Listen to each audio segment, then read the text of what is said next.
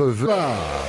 8h11, Viens chercher bonheur. c'est que du bonheur. Come on. 8h11, c'est que du bonheur. Il est 9h31, c'est l'heure d'accueillir mon invité, Mata Williams, premier invité de cette matinée. 8h11, c'est que du bonheur. Yeah, Mata Williams, bonjour. Johanna Pascal. Hop là, pardon, j'allais renvoyer le jingle. Bonjour et merci d'avoir répondu à notre invitation. Je sais qu'en ce moment, c'est branle-bas de combat pour vous, emploi du temps chargé.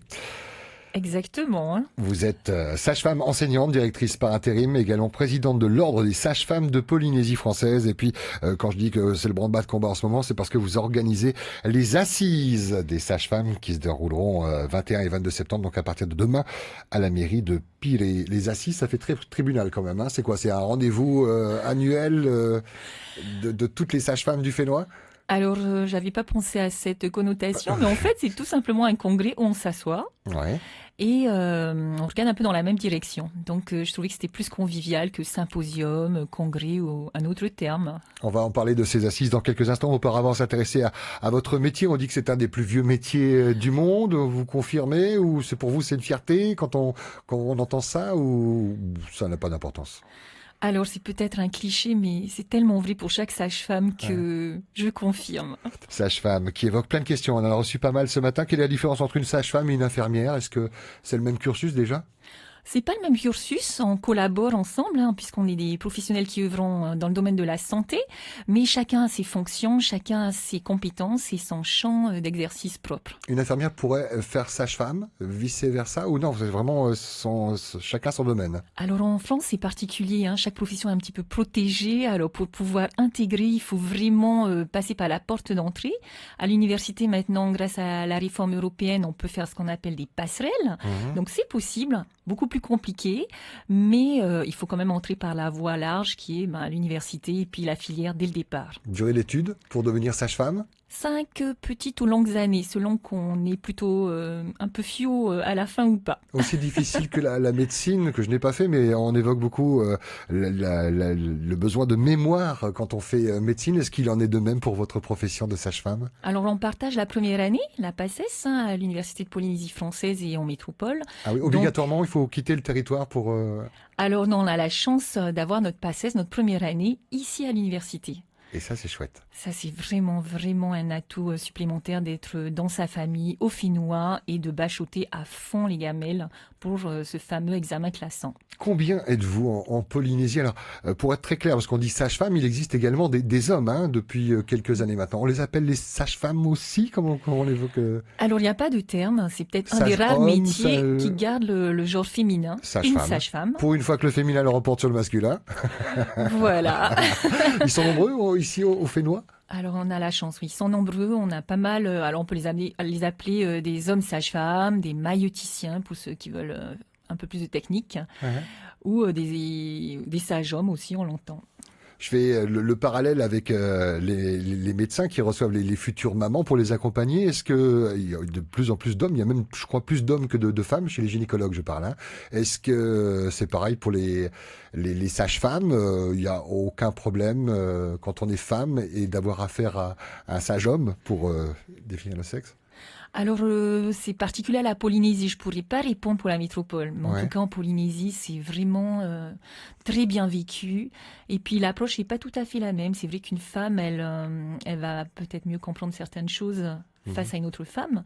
Mais l'homme, comme peut-être il comprend un peu moins, il est beaucoup plus tolérant, beaucoup plus entourant. Voilà, donc non, il y a des qualités de part et d'autre. Quand on est future maman, est-ce que on a le choix de sa sage-femme? Est-ce cette personne est imposée en fonction de là où elle se trouve? Comment on choisit une sage-femme? Alors, en Polynésie, il faut savoir que nous avons 150 sages-femmes, c'est un chiffre à peu près stable. Si on enlève 149 sur Tahiti et un dans les îles, c'est ça, non? Ou alors non, pas tant que ça. Il y en a une douzaine à Reatea, il y en a un petit peu dans la direction de la santé aux Marquises, il y a Trois-Postes, les Tupouei, il y en a un petit peu. Et les cabinets de sage-femme libérale, il y en a un peu dans toutes les communes. Donc ça, c'est spécifique à nous. Et la maman qui voudrait se faire suivre, eh ben, elle s'adresse directement. Par contre, il y a quand même des plans de santé avec le niveau de risque. Une sage-femme ne pourra pas suivre toutes les femmes qui le souhaitent. À partir de quel moment intervient une sage-femme? Est-ce que c'est avant la naissance de bébé, avant l'arrivée de bébé? Il y a déjà un accompagnement où on répond aux questions, qui sera présent dans la salle d'accouchement, comment ça va se passer, la péridurale ou pas, les effets secondaires, enfin toutes sortes de questions que peuvent se poser les futures mamans. Eh ben, tout à fait. C'est Dès ça. le début, la sage-femme peut accompagner sa femme jusqu'au bout, donc la première consultation, et même la santé de la femme en général, puisque on nous a octroyé quelques missions bien définies. De veiller sur tout ce qui est contraception, dépistage. Donc, c'est un peu le professionnel qui, voilà, axé sur la femme, mais dans sa bonne santé. Mata Williams est mon invitée ce matin pour encore quelques minutes. Sage-femme enseignante, directrice par intérim et aussi présidente de l'Ordre des sages-femmes de Polynésie française avec ses assises qui se dérouleront à partir de demain 21 et 22 septembre à la mairie de Pirée. Une autre question, est-ce que les sages-femmes emploient les mêmes techniques? On voit dans certains reportages à la télévision que parfois on peut accoucher sous l'eau, il y a d'autres techniques, d'autres positions. Est-ce que les sages-femmes en général emploient les mêmes techniques ou c'est libre cours? Alors, on va dire qu'il y a des techniques qui sont vraiment usuelles, habituelles. Ce seront toujours un peu les mêmes techniques. Et la modernité a fait que, bon, on fait les accouchements sur le dos souvent, mais c'est pas très physiologique. Et il y a beaucoup de sages-femmes qui, d'ailleurs, avec les mamans, si elles se sont préparées, peuvent utiliser d'autres techniques, d'autres positions, et puis avant d'arriver au moment de l'accouchement, travailler sur le ballon, sur la douleur, la sophrologie. Voilà, il y a beaucoup de méthodes en effet. Et ça, c'est en fonction de la sage-femme à qui on fait appel, quoi. Voilà, D'accord. chacun a son expertise. Comment est-ce qu'on sait qu'on a affaire à quelqu'un de compétent quand on a une sage-femme devant soi? Il y a des questions à poser ou alors vous-même, vous défendez toutes les sages-femmes, et les sages-hommes, entre guillemets, qui sont ici au Fénois, qui sont très compétents?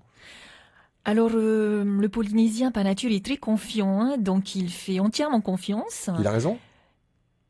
Moi, je dirais que oui. Oui. Il a raison, mais parfois, il se fait un petit peu avoir et il faut pas hésiter à demander un deuxième, un troisième avis. Oui. Et pour savoir si la personne qui s'occupe de nous est compétente, alors moi, de retour de certaines mamans, elles m'ont dit de toute façon, quand on est dans cette phase unique, fortement douloureuse, on s'accroche à une seule personne. On peut pas s'accrocher à quelqu'un d'autre. Donc finalement, la compétence, la non-compétence, la maman veut juste quelqu'un à qui s'accrocher. Et je pense qu'une sage-femme qui donne confiance à sa patiente est compétente. Bien sûr, après derrière, il faut qu'elle assure.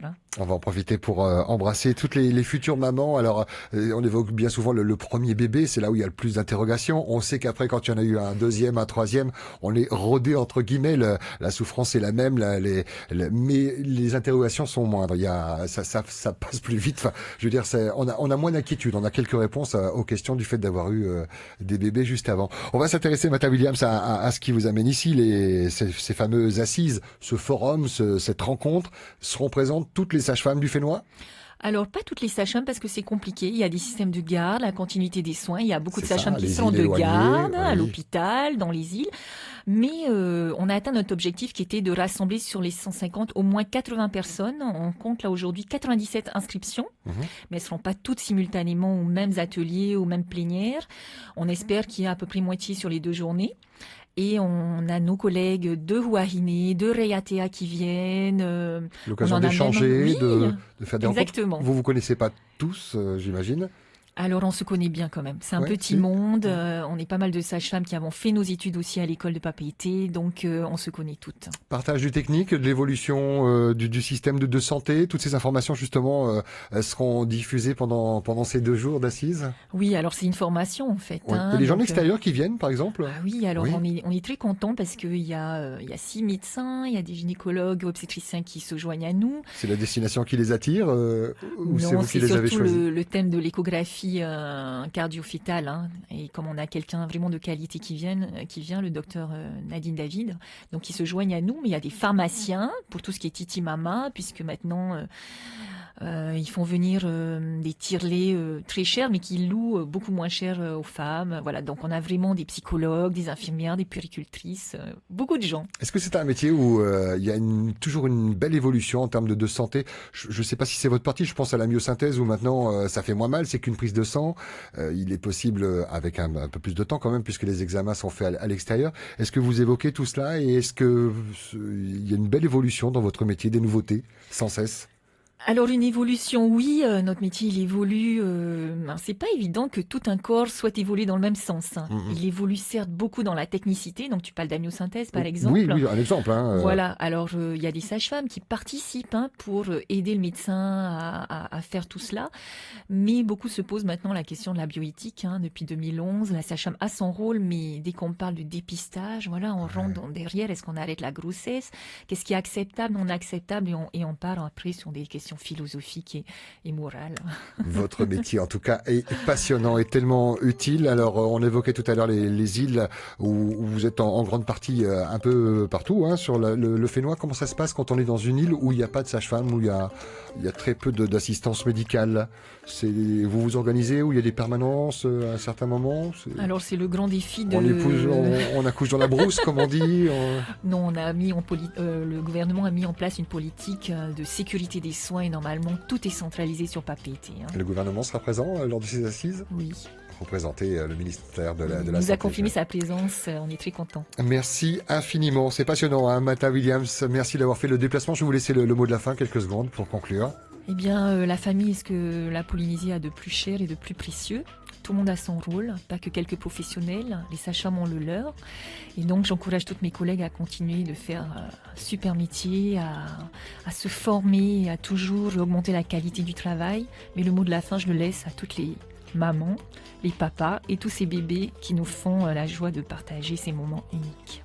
C'est que du bonheur, je rajouterai. Merci beaucoup, Mata Williams.